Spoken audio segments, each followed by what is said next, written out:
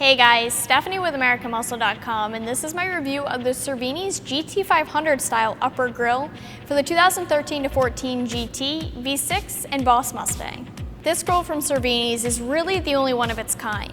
It's obviously taken some cues from the styling of the GT500 grille, but it's a 3-window design that has a mesh screen in the middle window that creates more of that blacked out look, and it offers some protection as well.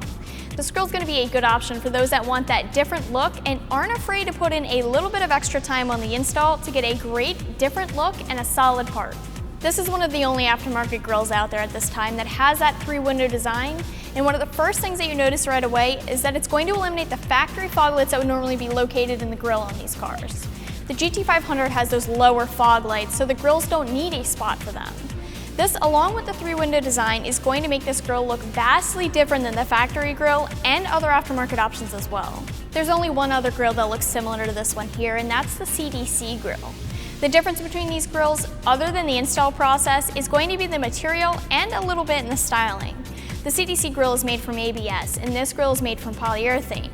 Both materials are durable and lightweight, and both materials are typically used in aftermarket exterior mods because of those properties.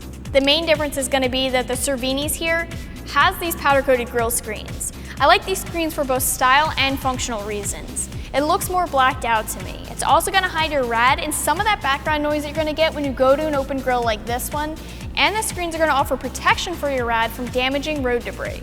And this is nice mesh too. It doesn't look cheap to me. It's a finer mesh, so it steers clear of that chicken wire look, at least in my opinion.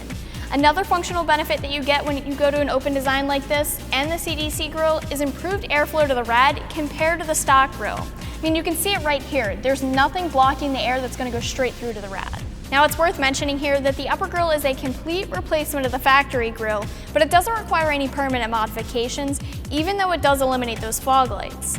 The CDC grille, on the other hand, does require some modifications, but this one doesn't. It goes right into the factory location without any issues. I did want to mention though that there is a matching lower grille that'll help to really complete the look, and these two grilles look sick together. This grille's a little bit more on the expensive side, but it isn't the most expensive option that's out there. You can expect to spend a little over $200 for this upper grille and a little under $200 for the lower grille, just in case you were wondering. The install for these grilles is easy. It's a 1 out of 3 wrenches on the scale, and you can expect to spend about an hour's time on this. You won't need anything special to complete the install. You're looking at some basic tools like a Phillips head and a flathead screwdriver, a 7mm wrench, and a few smaller sized sockets, and a ratchet and a drill as well, since you will need to do some drilling here. You also need to remove the front bumper, so you can start by popping out the 8 plastic clips that are holding in the black plastic cover shroud. And as a side note, you can use some painter's tape at any time to give you a little bit of protection around the work area so you don't scratch paint or mark up the shroud. On each side of the bumper, you need to back out the screws that are holding the bumper in place, as well as the plastic clips that are on each side of the front tires. After that, there are about 12 screws along the bottom front of the bumper overlap that need to be backed out. Then you can pop the fascia off by pulling the sides near the front corner lap right underneath the headlight. But make sure to unplug the headlight connections before walking away with the bumper.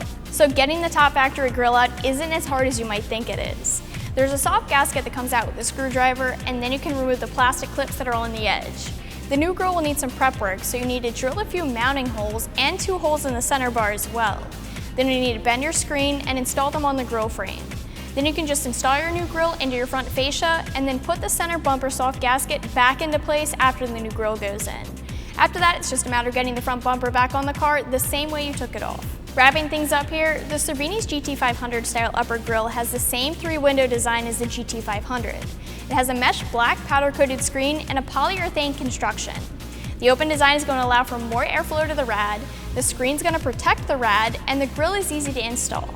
You can check this grille out more online for yourself, and for all things Mustang, keep it right here at AmericanMuscle.com.